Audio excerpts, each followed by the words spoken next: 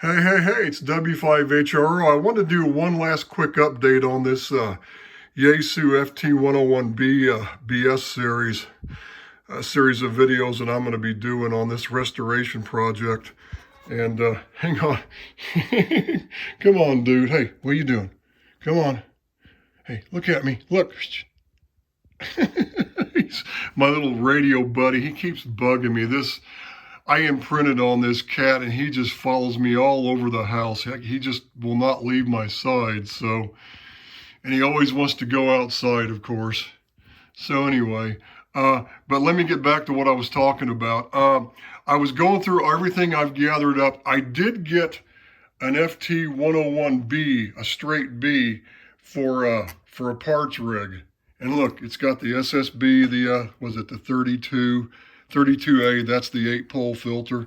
I actually prefer the old original 6-pole filter. I've heard those, and to me, anything more narrow than about 3.8 kcs on SSBs, to me sounds too narrow, but hey, this is a good communication rig. But anyway, I bought that for parts, but the main reason, and let me tell you what I was going to get at here is that the difference on this, I bought this Japanese one from Japan, this BS model that was only sold in the Japanese market because of one reason. It was in the best cosmetic. This thing looks almost like brand new. There's no scratches. I mean, this thing is perfect almost. It's all original and it has not been touched. The difference is it has one of the final tubes in it because it was designed for only 50 watts PEP output and 10 watts on AM. And they at the time, I don't know if they still do, I haven't looked into it, but Japan had a power limitation. They either still do or they did back then. So the only difference is they had to come up with a BS model. They called it BS for the Japanese market with the lower power. And of course, the Japanese market was tiny compared to the US market, so they just made enough of them. And there was no way, I thought, well, did they use a different transformer? But I thought, let me go into what I was going to get at but I bought this because this will be a simple modification to add the 2 tubes in this thing to get it up to the full power of the B. And it's hardly anything. I mean, it's very, very simple. It's just like 2 or 3 things I have to change, and it's pretty simple to make it work. Now, I have not pulled the lid off of this yet, but I've looked over this one. See, this has got the one for the 2 tubes. I've got the extra, the extra plate cap and all the parts I need. I'm going to change those caps in there, all those coupling caps and that other cap to ground anyway. But I have the parts and the sockets. I can probably pull that whole socket assembly, just pull it out of there and just put it in this one and connect the wires back up to it and just swap it out, and then you make the 2 or 3 changes I have to make it work like this one does. The one thing you have to change are the loading caps. But anyway, because the Pi network's going to be different because, your plate load ohms has changed because you got 2 tubes instead of 1, et cetera, et cetera.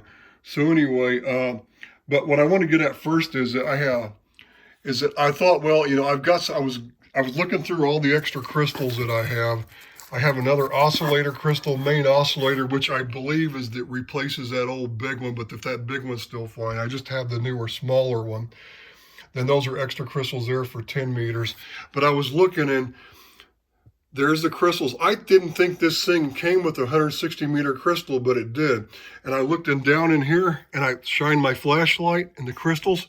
It matches that for exactly. The ones that are missing is the 11 meter and the other one, what is that? Is that for like an extra 10 meter or something maybe? What people would do is these radios were so popular in the CB era too. This one's an old one. This one came out in 73. The 101Es are the ones, the FT-101Es are the ones that got popular with CBers. And what a lot of people would do is they would just, they'd pull the 10 meter crystals out and they'd put the 11 meter crystal. But I was looking through my stash. I have 3 11 meter crystals. I've got the one which gives you like channels, 1 through 23 basically. Then I've got another one that takes you all the way up to like almost 10 meters again. So I've got the ones for the pirate band too.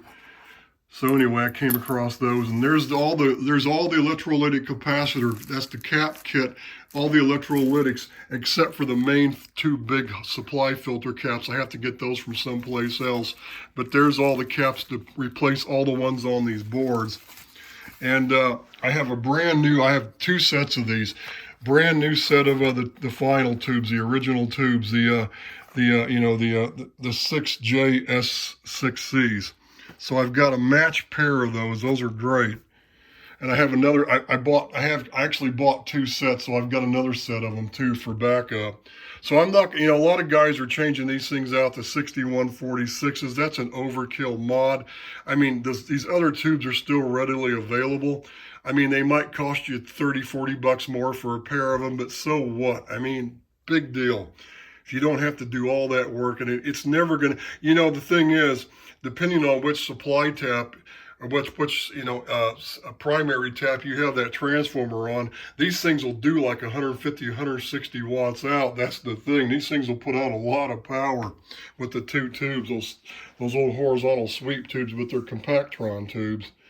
But anyway, but that's kind of what I'm doing. That's kind of why I bought this. So I thought, well, if I got the parts, I can convert this thing over. If I need anything else, I've got extra parts here, And plus, I can look to see some of the boards. This is a later Model V.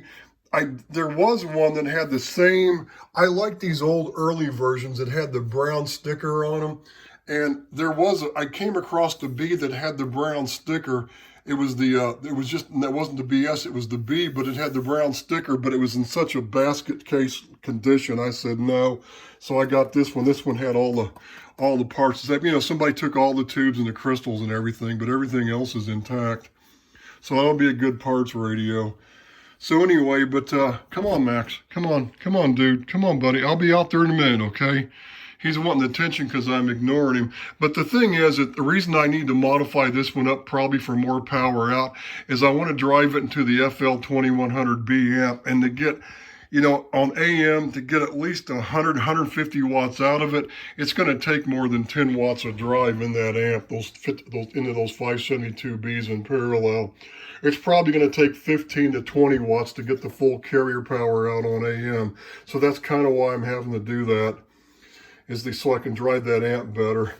But anyway, because I have that. The only thing that's not sitting here is the FL-2100B. You've seen there's another video I've done on that, and that thing looks like brand new. It must have been. I've come to the conclusion it was probably a demo model at a ham store at some point. It was on the shelf for just a long time, and it just never was used. But here's the other thing. Now I told you I got the SSB filter, right? And this one looks like it has the original one, so it's going to also probably have the 32A. This is an early BS, but I think by the time they came out with the Bs, they'd already gone to that 8-pole filter.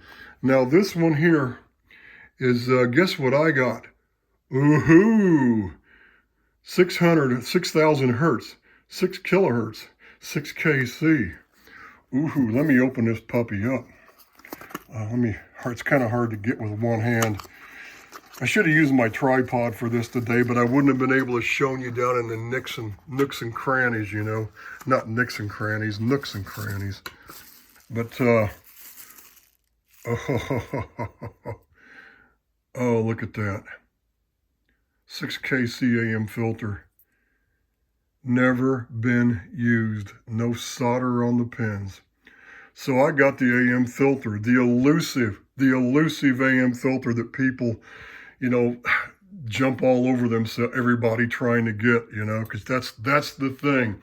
To use one of these on AM, you need this filter for the reception. I mean, otherwise, oh God, that 3kc filter, you don't even want to use it on AM. It's going to sound like garbage. But basically, you have to put this one in the CW filter switch, and you have to do a rewiring job. And also when you're on AM, it's a 6 kc filter, but when you're on CW or sideband, you're on the sideband filter.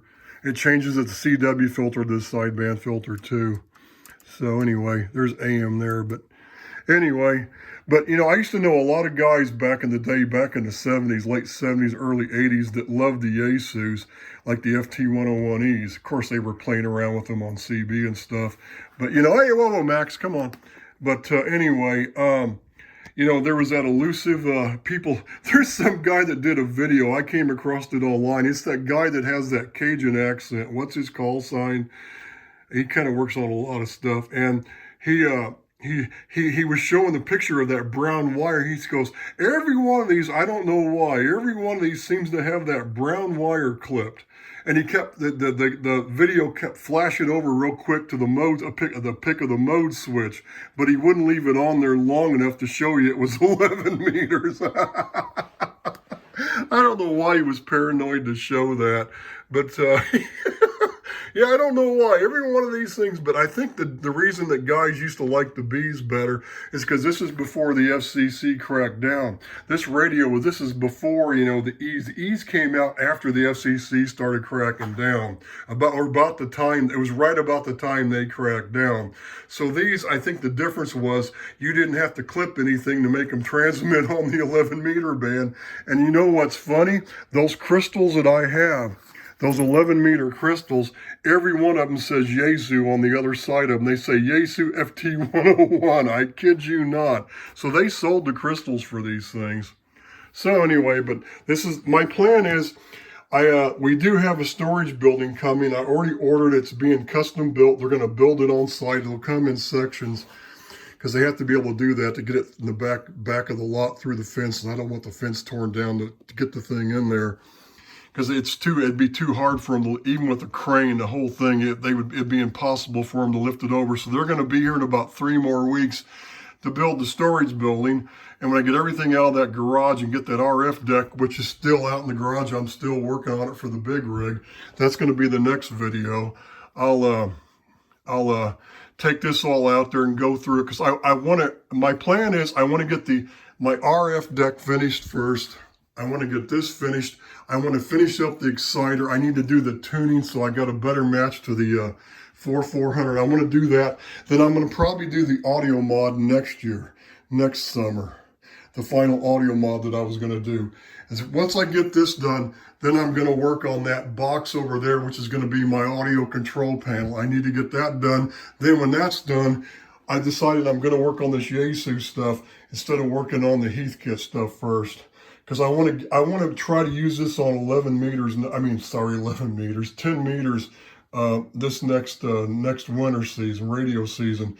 Because I've been using this setup, on 29.0 up to 29.2, and it works fine. It's just that if I could run this into that FL-2100B amp and have, at least 150 watts carrier out, that would be perfect than what this setup over here. So that's kind of the plan. So the storage building is going to be done before the end of next month, which is June. What is today's date? This is Memorial Day weekend, right? It's May. It's May. Max, no, don't jump. I don't want him jumping up on the radio. So anyway, get back. So let me go ahead and shut this all down and get this video wrapped up before the cat gets up here and scratches something with his claws. So we'll say 73s for now, and that's sort of the plan. This project's going to be coming up soon. I just got to I'm working on the property outside the storage building, and the RF deck and the audio control panel's got to come next. Then this is going to be the project that follows, and hopefully I'm going to have it done by next winter. So 73s for now. This is W5HRO.